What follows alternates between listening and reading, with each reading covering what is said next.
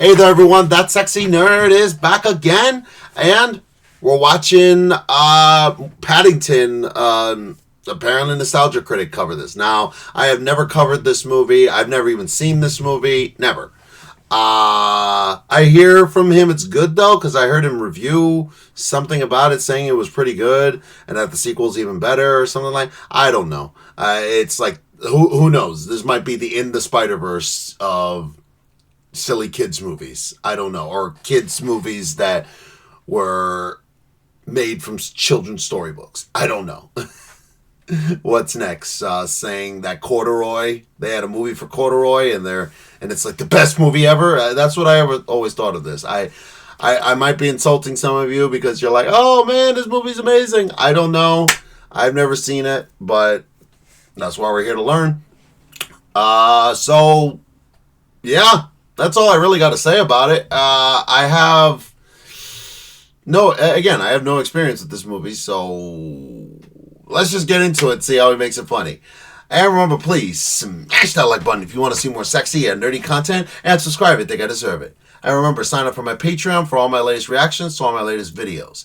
And good news, I will be starting Deadpool Wolverine finally. It will be up on my Patreon. I will try to get it up on YouTube. Try, the operative word being try, but you know, YouTube is basically more authoritarian than our country these days. So, we got to do what we got to do.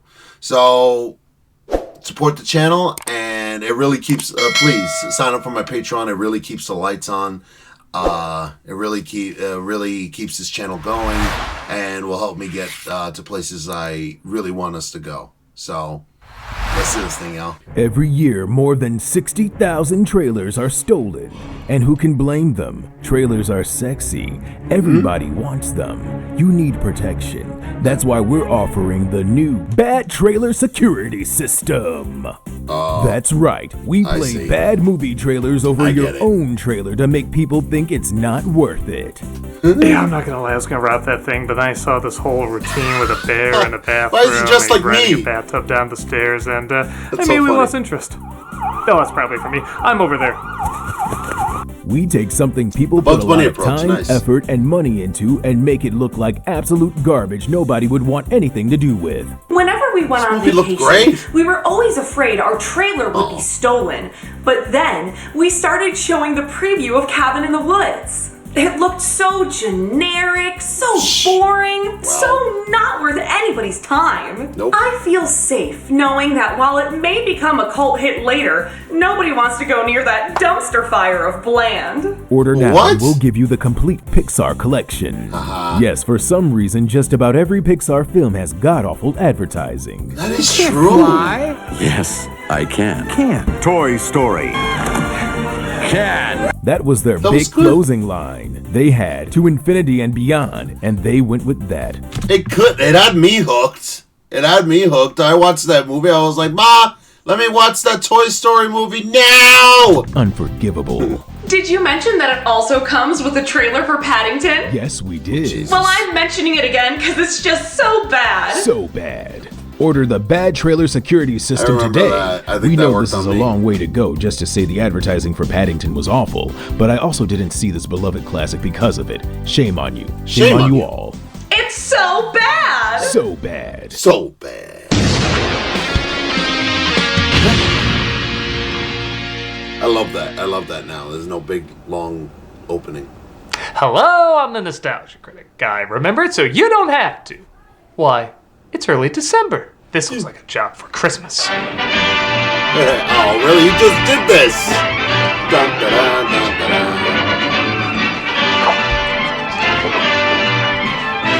Yeah, that's like putting in my closet.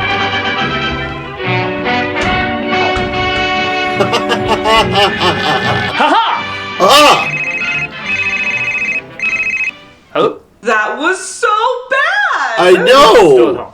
This is Paddington.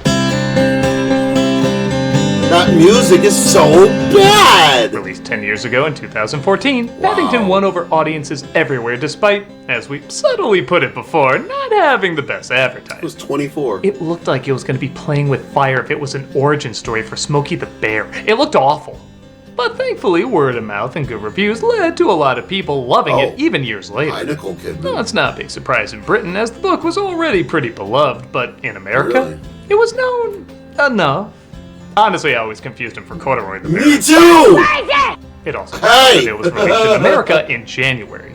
Not only after Christmas, as most people see this as a Christmas film, but also in the month when many studios release films they're basically sending to die. Oh, come on. Nevertheless, Paddington succeeded. Granted, it never did hit #1 in American box offices, as, well, people had to see that fake baby in American Sniper. But critics and audiences really seem to love it as, like I said, it's still being talked about and even more sequels are being produced. So, what's so charming about insert any number of bear jokes I've made in the past year? Well, let's sink our claws in. Bears! From the writers of, well, everybody makes mistakes. Let's take a look at Paddington. We start off this child-friendly adventure with a reminder of the incredibly child-friendly person who produced it. And we're shown a film following an explorer journeying through Peru. I travel light, carrying only the absolute essentials. And you know how when you're not sure about a movie but a good early moment can start putting those fears to rest? His helpers carrying basically an entire living room was that for me. Oh, really? I thought my time was up, but the bear saved my life. He discovers 2 very friendly bears who seem wise beyond their years. Mostly.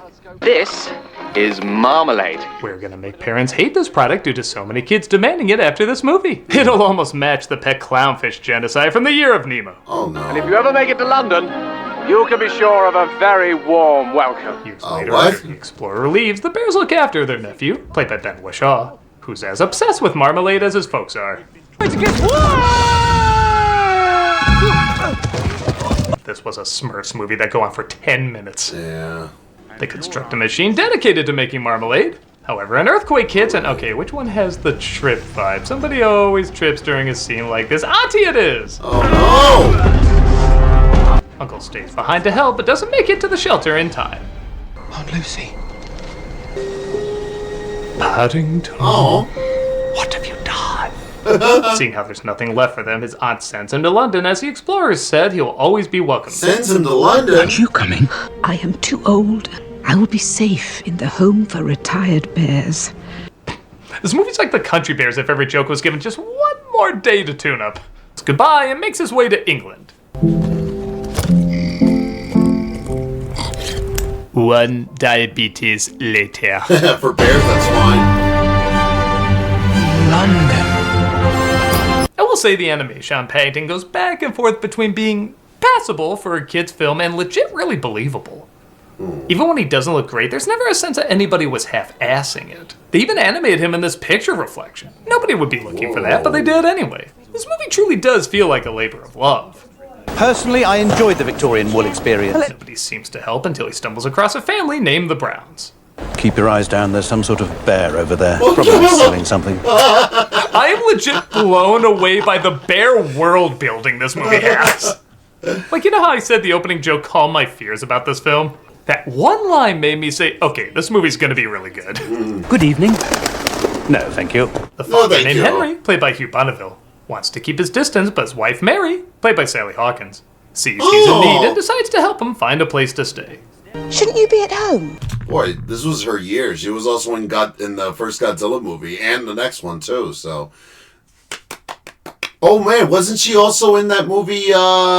Something up with Deep Water, that Guillermo del Toro movie around this time. I don't know if it was this year. I haven't quite worked out how to find one. I can't help but wonder if Mary and Paddington's colors are intentional, as they seem to have a strong bond instantly, and he often wears a red hat and blue coat, while she often wears a blue hat and red coat. Almost like they're showing there is a natural connection. Could be a coincidence, but it's an interesting one. Sweet. Hello there. Oh, hello. And yeah, I think everybody knows there's a lost and found sign in the background, but damn it, it's pretty adorable. It was cute, yeah. Why don't we find you some help? Oh, yes, please. Henry is less than thrilled, but he does make chit-chat, even trying to learn how to speak bear. You try it. Sounded like you're That is extremely rude. That's 5 bear slurs, even worse than when Nicolas Cage did Bearface. Since his bear name is hard to pronounce, I decided to give him a different one. Or perhaps you'd like an English name? An English name? How about Nigel Poppy Robbie Bobby Bottoms? Cumberbatch. Oh, look, Henry, it's perfect. Paddington. Thank God this wasn't the station they stopped at. Oh my god. They take Paddington to his home, they pass by the author getting sloshed on his residuals, Aw. and they pull into Mr. Banks' house. Which makes sense, the He voice deserves actor it. for Paddington will be living there shortly. This is wonderful. Some of the film's great writing shines through when they try to figure out if they should give him to an orphanage, which scares their son as he thinks it's Arkham Asylum. It would be an institution for young souls whose parents have sadly passed on. I love it when writers figure out you can actually be more creative writing a movie for kids than a movie for adults a lot of the time. What? But of course, a lot of this wouldn't work if the directing and acting wasn't 100% dedicated. And everyone in here is treating this material as artfully as possible. What it is we have a guest for the night, a bear, and I don't think we to cover for any Yes, a bear. The way he so casually keeps dropping the word bear should be studied by every Shakespearean theater. To be fair, that's the British way of doing things. Like, you should see how they talk. They'll try and sneak in little crazy things in there, and you're like, you're just supposed to accept it. And you're like, what? We partake in the teaser trailer that made everybody think this movie would suck, and while it is better in the context of the film, it is still pretty lame. Granted, this shot's pretty cool. Nice weather for the ducks. That's stupid. But it quickly makes up for it by showing what every family member is like by displaying them in a dollhouse. First thing tomorrow, that bear is out of here. This visual is breathtaking. It is. Wow. Mr. Brown says that having a bear increases the chances of major disaster by 4,000%. Also, he believes there's a 20% chance he's in a Wes Anderson movie. Judy suffers from a serious condition called embarrassment. They set up arcs for every family member, which, okay, aren't the most original, but they do show the family has a clear identity that Paddington will no doubt help improve. Like how Henry obsesses over his son's safety after an accident. Last year he built a pair of rocket boots. 3, 2, 1. Yeah, seriously. We're introduced to Millicent, played by Nicole Kidman, partaking in an oldie but goodie joke with the mounted heads, and revealing she's obsessed with finding Paddington. That creature means a great deal to me. Is he endangered? He is now. There was originally a lot more of Kidman throwing knives. She even learned how to do so for the film, but too many kids said they were afraid of her. She's a villain! You're supposed to be afraid of her! Yeah, what the hell? Yes, we can settle for the daggers from her eyes. Seems to have lived on nothing but marmalade. Did you say marmalade? So my thoughts on Kidman in this role are honestly the same I have about her in just about every role. Acting-wise, she's fine. I never really saw her as an amazing talent, but it's clear she's giving her all in everything she does. I just feel like she never goes big enough or subtle enough to leave a huge impact. And it's a strange in-between that gives perfectly fine but not phenomenal performances. I don't know what happened with her cheekbones recently, too. It's like, yeah, I know this is like only 10 years and she obviously aged, but what the hell happened with her cheekbones? Did you do that shit on purpose? Did she get plastic surgery? I don't know. She looks like the Joker. But what she does have is a great look. Her face is no performances. But what she does have is a great look. Her face is naturally designed to be intense and interesting. And I think that makes up for any moments where the performance might be lacking a touch. I mean, she doesn't have to say a word, and I'm already laughing just seeing her in this movie. And you can tell that's 100% intentional. He sneaked out in the mail van. Yes. I tracked him as far as Paddington Station. Good. But then he disappeared. I'm sorry.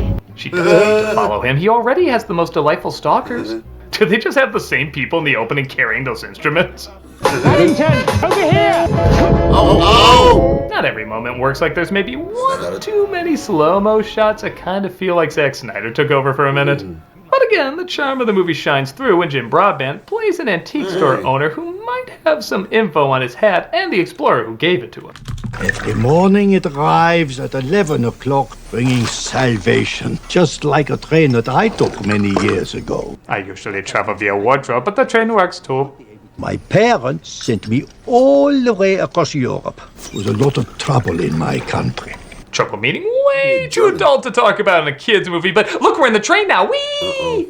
But I soon learned a home is more than a roof Nazis. over your head. Part of the charm is Paddington really does have a child's point of view. When he's told somebody traveled on a train, he sees him in the toy train. When he hears people talking in a house, he sees them in a toy house. He looks at playthings as real world, as we all did when we were children, and this film helps us reconnect with. Also, I don't know how they're doing it, but they are somehow constantly making the word bear funny. Some kind of tiny police bear. And I thought their underage canine unit was out of control. Paddington thinks a mugger dropped his wallet, accidentally helping catch him, resulting in a headline that's both so clever and so terrible I hate it. Just as the antique store owner figures out a clue with the hat.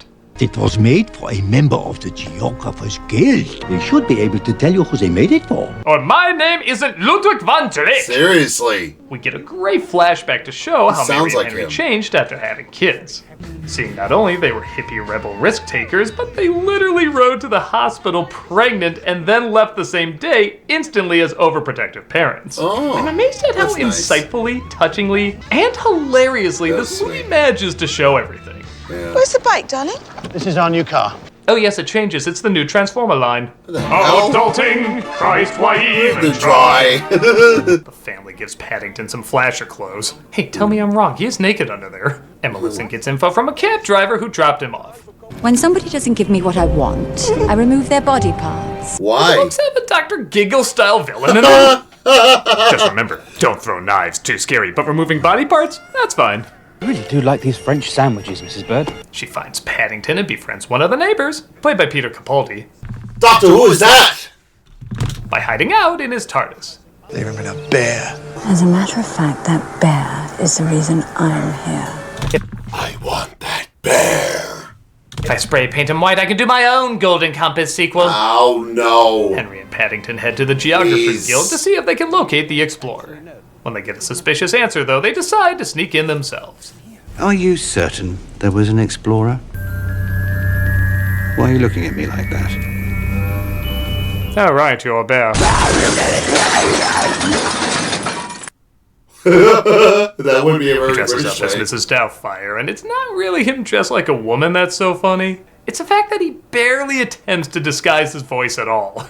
Haven't seen you before, have I? No, that's right. I'm new. The cast of My Python is saying, you know what, we were damn sexy. These random clothes also happen to have an ID, leading to some more really great writing.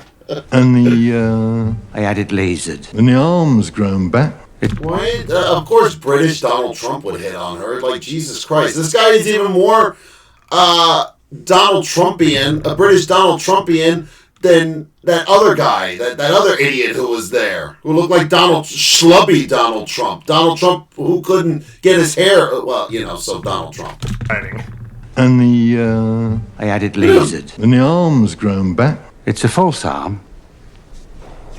Also, your third leg is gone. What ID picture has a person's entire body? Jesus. They find a tiny film strip and escape as Melissa finds out more from her accomplice. His name is Melissa. One bear. The whole street will be crawling with them. Drains clogged with fur. Bans thrown at old ladies. They'll be eating the dogs and eating the cats. Police reports won't be flooding in.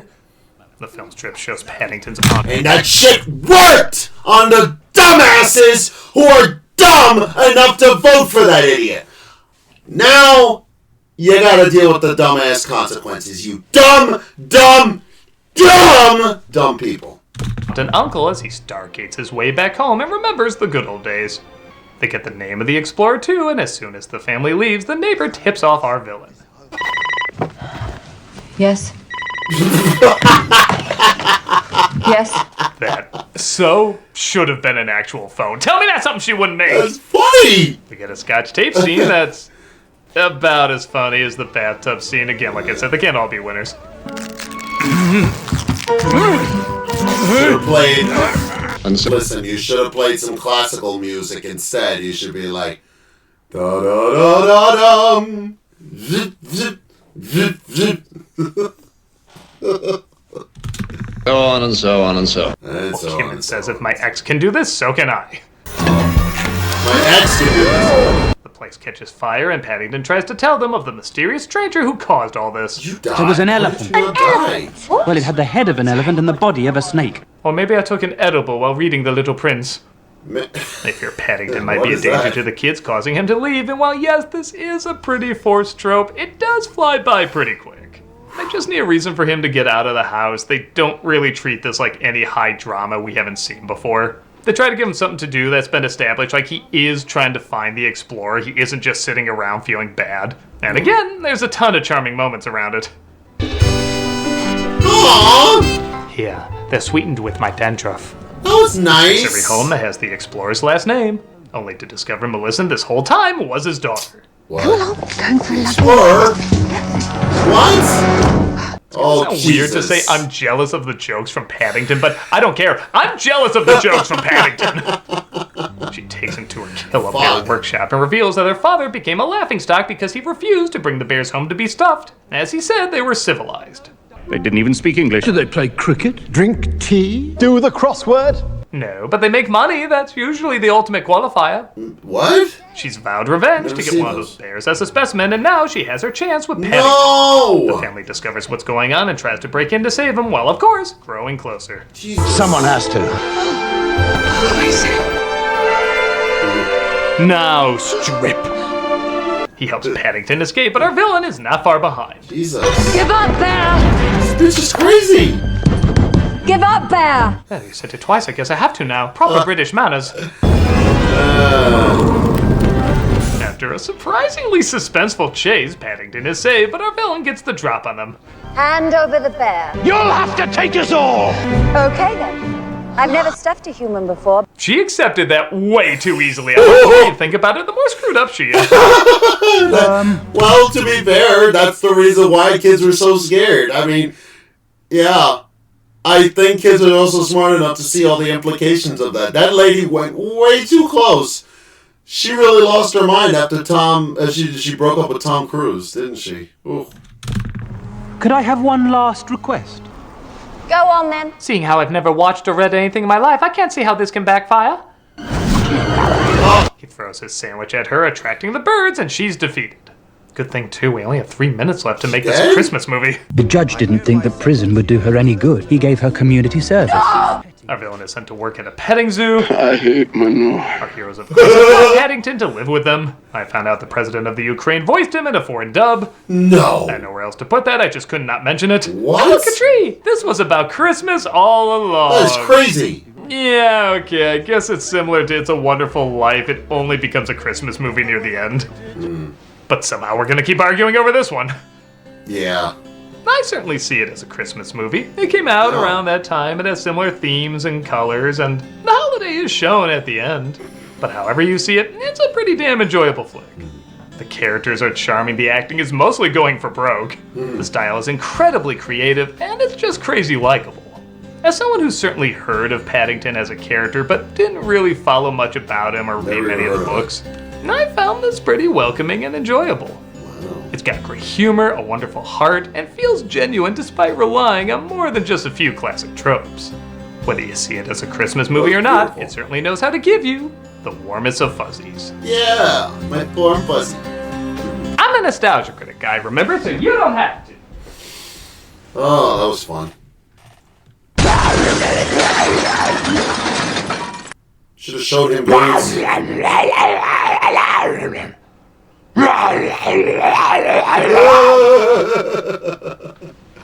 Definitely find that behind the scenes somewhere. Call them so British. Bear! Bear! Bear! I don't know.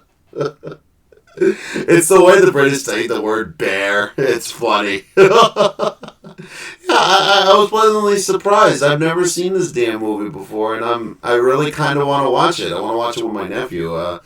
But, you know, again, it's going to be a bitch and a half trying to put this on the channel, if I could ever watch it. But we'll see what we can do.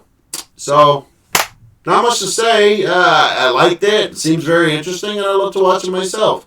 But, you know, we'll have to wait till that day comes. So, yeah, again, come by and check. Wait for. Expect Deadpool Wolverine to come out soon. I will do everything I can to get it on the channel, and hopefully you guys come and tune in. And I'll see you for the next episode, and I'll be doing more Harry Potter stuff too, by the way. So please smash that like button if you want to see more sexy and nerdy content, and subscribe if you guys deserve it. And remember, sign up for my Patreon for all my latest reactions to all my latest videos. And I'll see you on the next episode.